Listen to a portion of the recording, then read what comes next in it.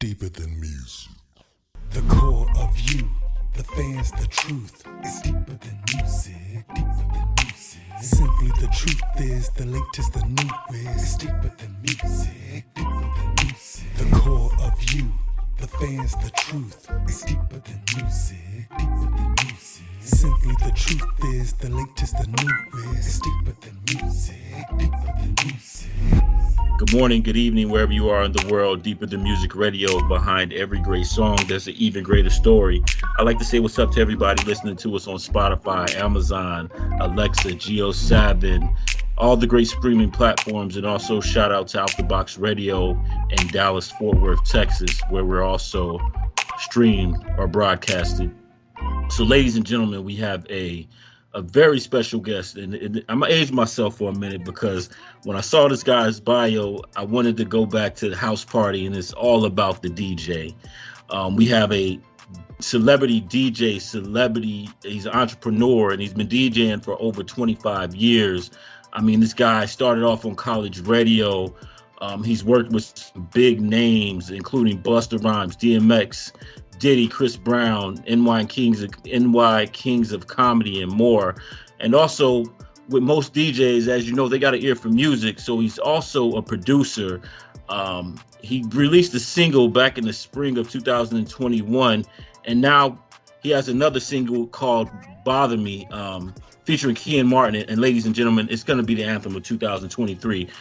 Ladies and gentlemen, we have IAmDJDrake here on Deeper Than Music Radio. How you doing? I'm good. How you doing, brother? Man, I'm doing pretty good, man. I gotta say, man, I love that jam, man. I love that jam. Don't bother me, man.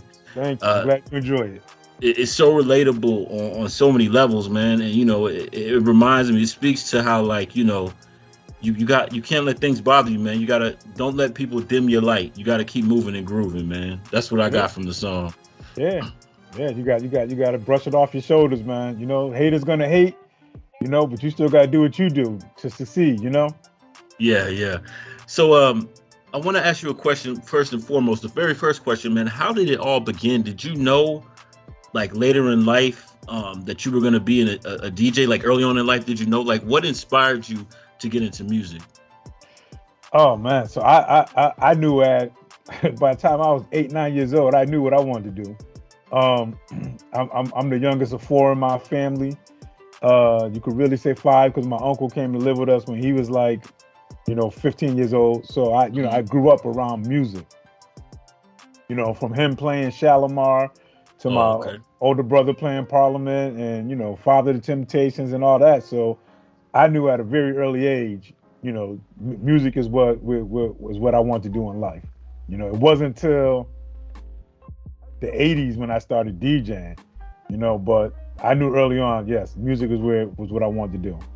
Wow, man. And you mentioned like greats like Shalimar. And so you were back in the era when hip hop was first coming to fruition, particularly on the East Coast. And I like to laugh, you bring up a memory because when the DJs, it's all about the 4 elements. And I want to ask you, man, did you learn to DJ? Did you start? Like, I used to mess up my mom's records. Like, when I first found out about DJ, I really scratched up Michael Jackson's Bad. So how was your foray to get into that, man? Were you originally on your parents' 1s and 2s? Like, how did you get into that? How did it start? You know what? So, I was probably like no more than like 7, 8 years old. When me and my cousin would listen to like Red Alert in New York. Okay. On a Kiss FM and stuff like that, and like 82, I think it was like 81, 82.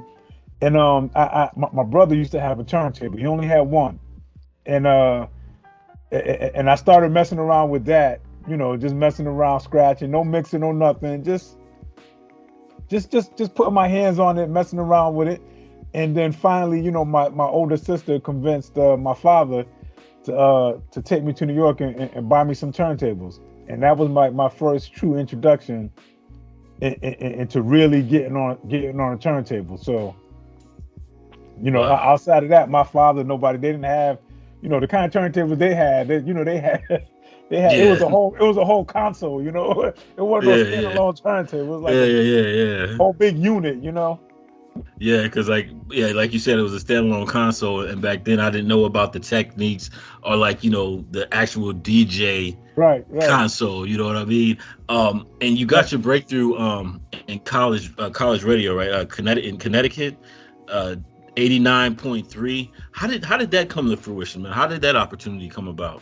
Man, so I was still in high school at that point. I was in high school. I think I was like a junior when that came about. We actually back in 88, no 87, 87, 88, we made our first record. I was an early teenager then. Hmm. And there was I don't know if you would be familiar with them, but there was a group out of California called the LA Dream Team.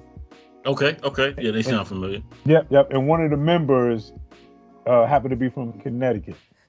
And Wow. Okay. yeah. And they heard us. We were just, we were doing what our other kids was doing, trying to rap and DJ, and you know, we had the female MC, we had the guy MC, and then it was me and the other DJ, and we had dancers and the whole nine. So they seen us, they like what we was doing, and we actually made a record with them. Back in 80, I think it was like 87, 88. Yeah. We actually made a record with them, and that's what led to me meeting the guys at the radio station who was also doing music at the time. They Wow. were in college, and they were doing music. There was another rap group, and so they were doing music, and that's what led to me connecting with them and them bringing me on their radio show, Hip Hop Nation. Wow, That's how man, that man. started. I started doing that every week. Wow. And you bring up and I want to ask you this question too, because you the DJ. You start off as a DJ, and during the golden era of hip hop, like one of my first concerts was DJ Jazzy Jeff and the Fresh Prince. Yes. And it was all about the DJ. You know what I mean? Like the DJ he helped the MC move the crowd. And I feel like that essence, I mean, it's evolved now. But can you explain what it used to be? Because you had like DJ Jazzy Jeff, you had Spinderella.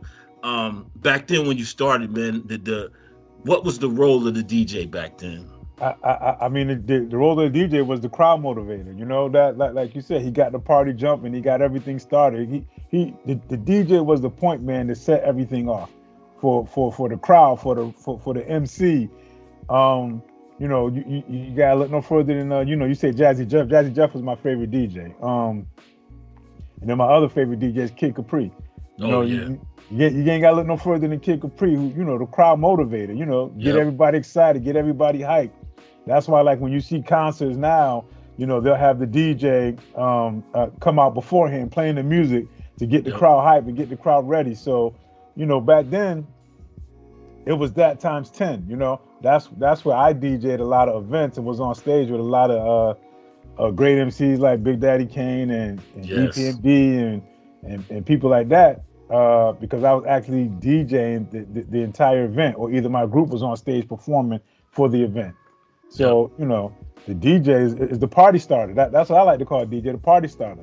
Yep. And I like to say to the listeners, the ones that are a little bit younger, like a good example of this is you have the Brand New Funk with the DJ Jazzy Jeff and the Fresh Prince. Like that showcased the DJing skills and how, they move the crowd.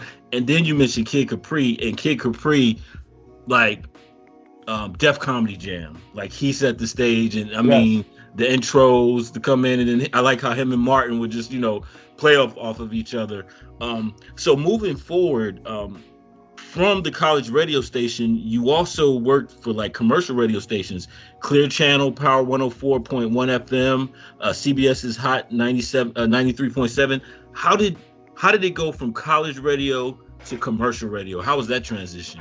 So again, I was doing college radio. So for those that don't know, I'm from Connecticut. So, we didn't have commercial radio stations in Connecticut. So all you had was either college. Well, you had the two college stations, RTC and WQTQ. And when I was in college, when I got out of college, I went back to college radio with WQTQ. And then in 2000, That's when we finally got our first commercial radio station. Okay. and, Okay. and that was Hot 93.7.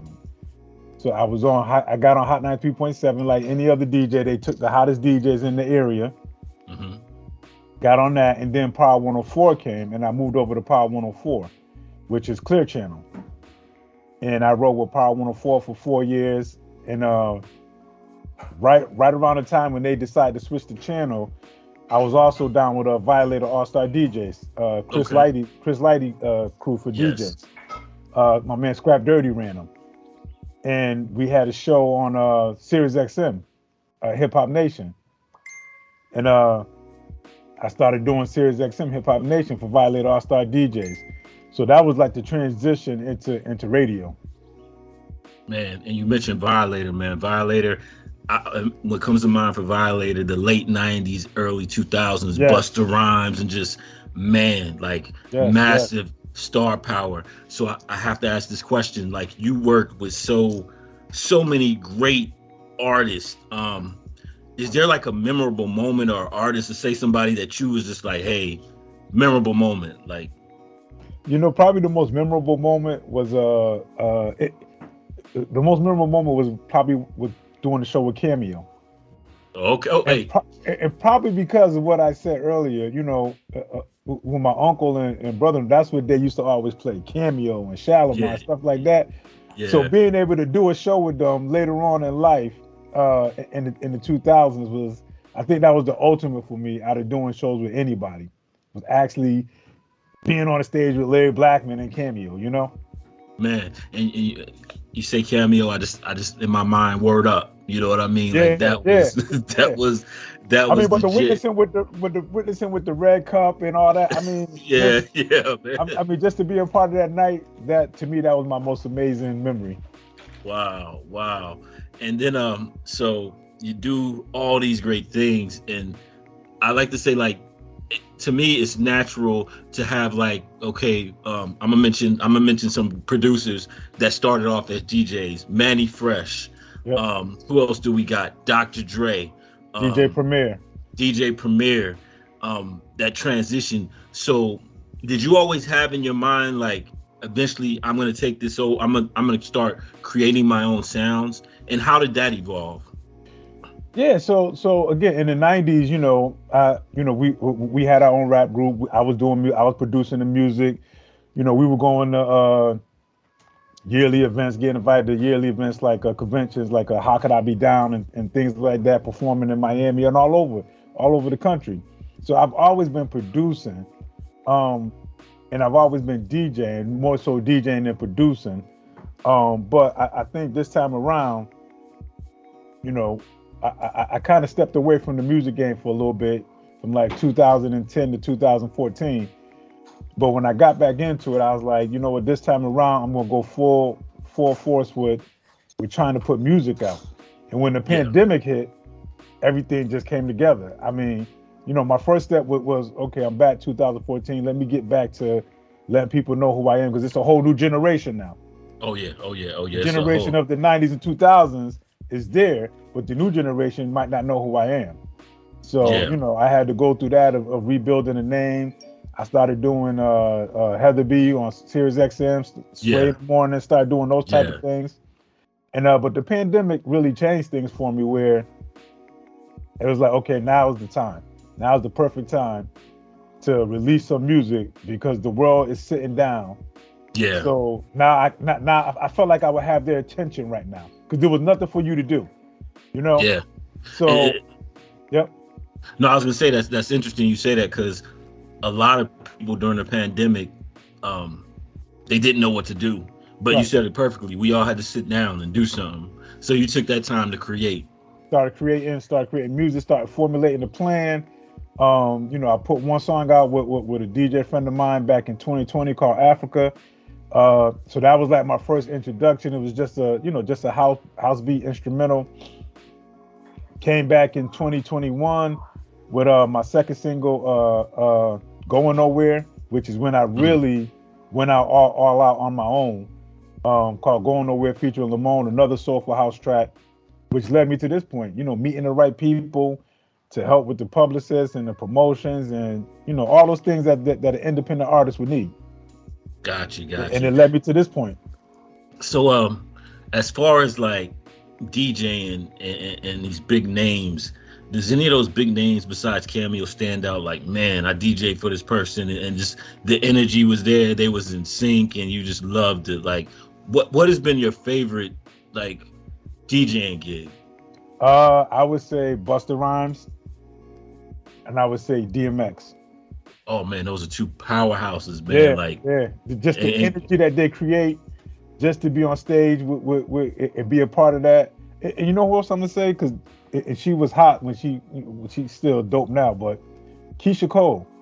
Man. Okay. Keisha Cole and the energy, that's what Keisha was like. Everybody was on Keisha Cole. And the energy was just so fire. I would say those three, And you know what's crazy, man? Like when you said Violator, I immediately thought Busta Bust, man. And then the dude is just like, man, he's the elder statesman now. You know what I mean? And that energy still ain't going nowhere. You know what I mean? Like Busta has got to be. And I was actually thinking about most of you heads don't know this, but Chuck D gave him his name, Busta Rhymes. Yes. And that suits the brother, man, because he just when I'm gonna get it and I can see that. And then I still say to this day, right now, Busta Rhymes and Spliff Star to me are the best hip hop performers out. Right? They was the best back then. They're the best right now. Yeah, and then like God Bless the Dead, DMX, like the man did Woodstock. You know what I mean? One of the hip hop groups on Woodstock. And I heard DMX gave him his all. And I didn't know, correct me if I'm wrong, the brother had asthma or something like that, right? I don't know. I think I heard like he would give it his all, man, go backstage and just be tired, man.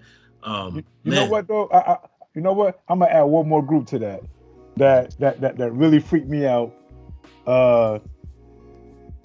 At the How Could I Be Down, we was performing, and we performed on the same bill with Wu-Tang Clan. Oh my goodness. Okay. That right there was just to see Old Dirty Bastard and the way that was an unforgettable night right there. And then like the funny thing too with that brother had an unorthodox flow. Yes. But it made sense. It made sense. Yes. So I would say those are memorable ones right there. And then I would say I'm gonna age myself right now. So back in the late 90s, I used to be in the Navy and stationed in Central California. And I got to say this, like, this is during the movement of No Limit and the Wu-Tang second album. And I remember when and Na would come on, all the brothers from the South would come on. But then when Wu-Tang's debut song off of their Triumph came on, New York was in the building, man. Like that song right there, man, Cass, and even to this day, man. They were different, man. They were different. So speaking on, we talking about different eras.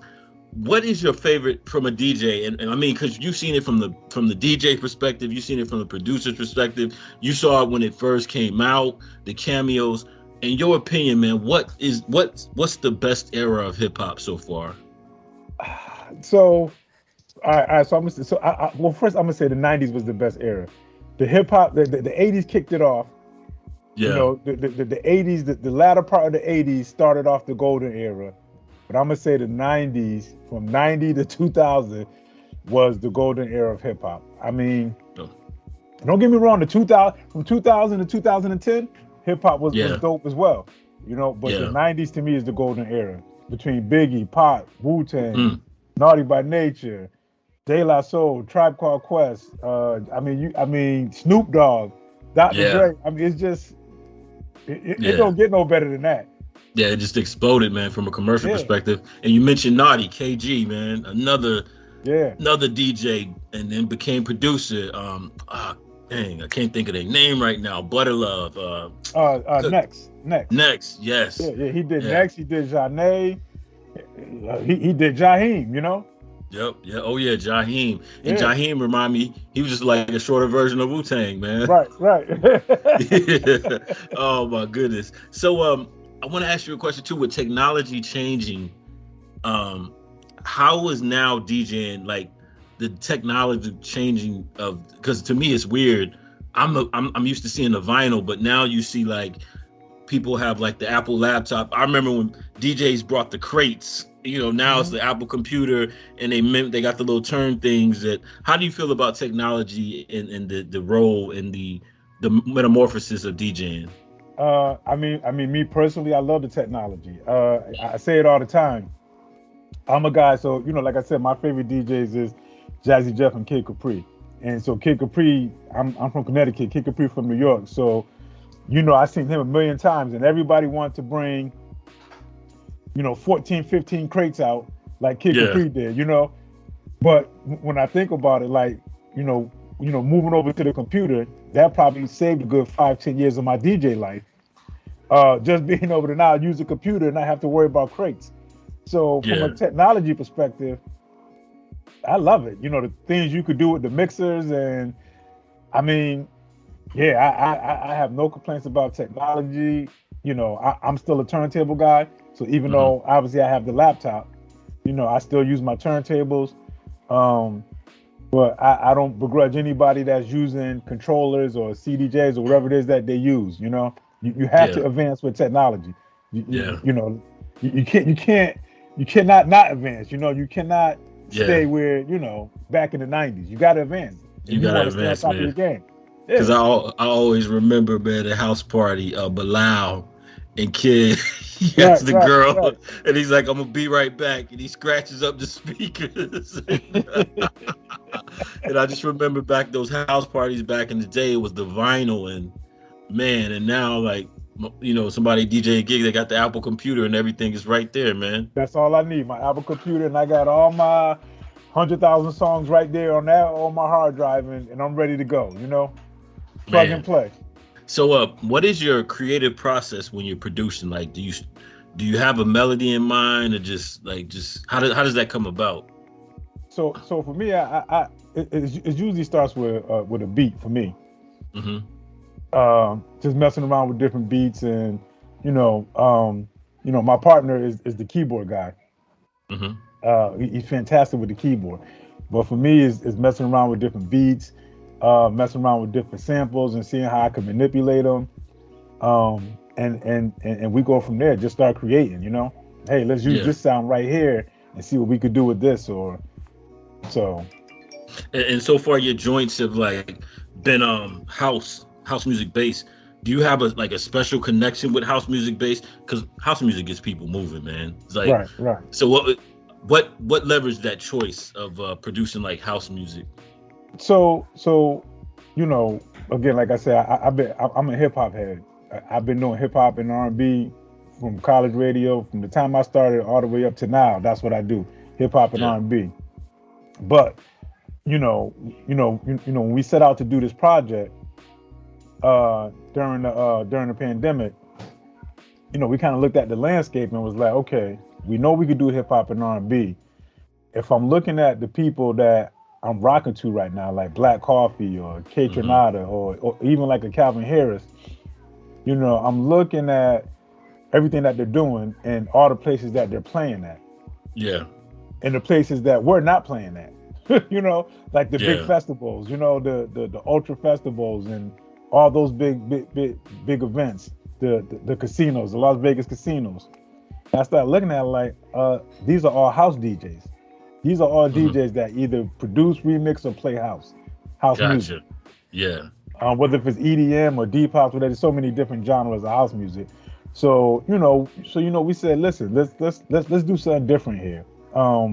Let's go this route, because as a DJ, that is one of my goals, to be able to be on the large festivals, to be able to get a residency at Vegas or something like that.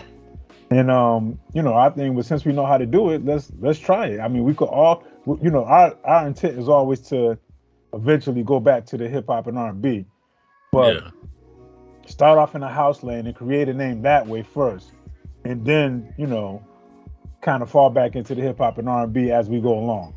Man, and that makes sense, man. You said Kevin Harris, because like Timbaland started off hip hop, but then he merged off, and it was like trance. House-ish, but it expanded his brand and opened it up, his lane as far as music. Right. And that makes sense, man. And you said something too, man. Would that be your dream gig to like do a residency? It would be. It would be to Mhm. do a residency in Vegas. That would be my dream gig. Either that or just doing the big festivals every year. Yeah. Like I said, I look around and I see Calvin Harris and DJ Snake and Afrojack and David Guetta and all these big name DJs that's doing house music they're on all the festivals. Yeah, yeah, and you also like you done major cities. You've been booked Chicago, Atlantic City, New York, Houston, Miami. Like, what place was you like, man? This place gets live. Like out of all the places you've been, Out of all the places,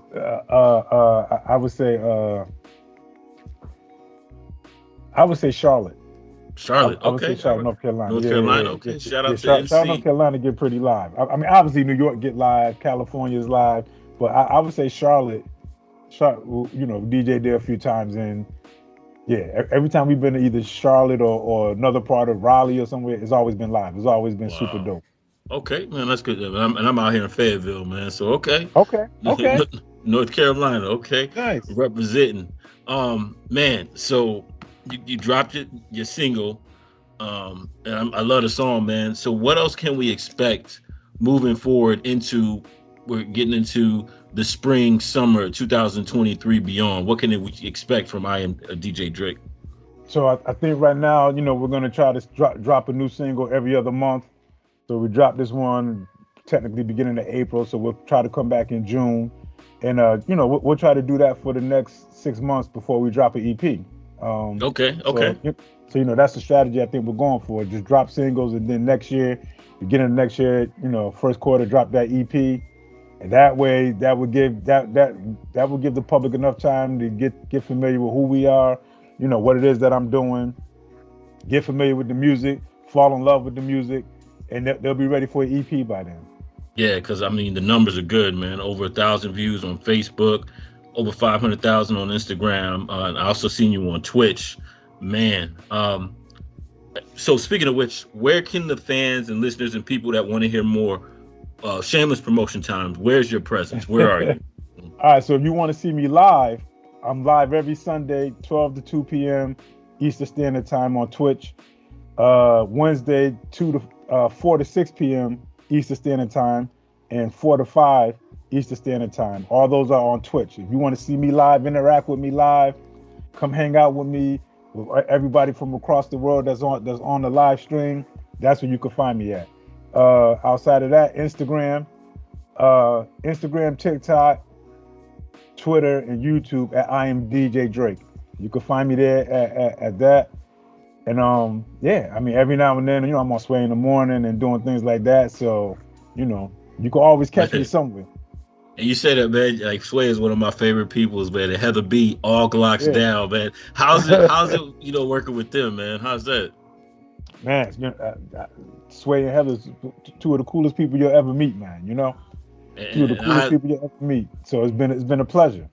And I have to say, man, like when Kanye pressed him, he don't know the answers, man. Sway handled that like a gentleman, man. Oh yeah.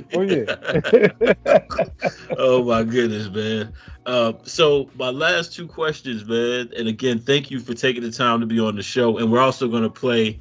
Don't bother. We're gonna play the jam, your latest single.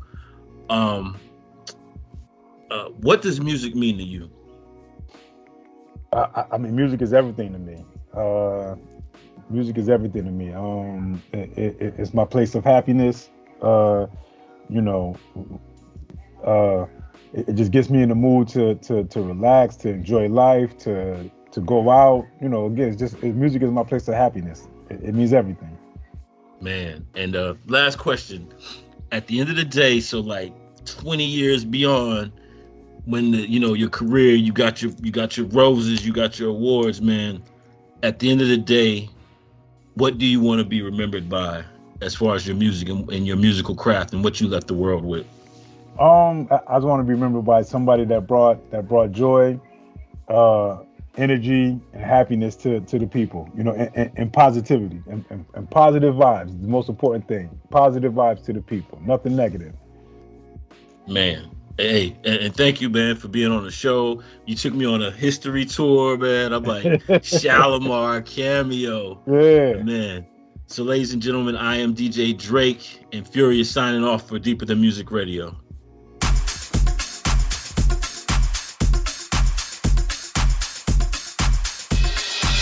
Not surprised the least by what I see. No exception to the day. That's why I let nothing bother me. Enjoy my privacy. Ego and pride no longer on display. Tell me how you value peace of mind. If you're always compromising all your time, dwelling in the past, will put your present on hold. It's so much easier to let it go. Don't let it bother me. Haters hate it, won't let it know. Bother me, holding on too long, it's difficult. I release on the downfall, they wanna see. Go somewhere with your bad energy. Won't let it bother me. Is it the end, or just a new beginning? Showing up in disguise. Now, momentum is slowing down. Turning back wouldn't be wise. Tell me how you value peace of mind. If you're always compromising all your time, dwelling in the past, will put your present on hold. It's so much easier to let it go. Don't let it bother me. Haters hate it, won't let it know. Bother me, holding on too long, it's difficult. I release on the downfall, they wanna see. Go somewhere with your bad energy. Won't let it bother me. No, all is well, always a win. Work on your focus, your discipline. When you take a L, it's really a lesson. Cheer for yourself, that's the cut. Tell me how you value peace of mind. If you're always compromising all your time, dwelling in the past, will put your present on hold. It's so much easier to let it go.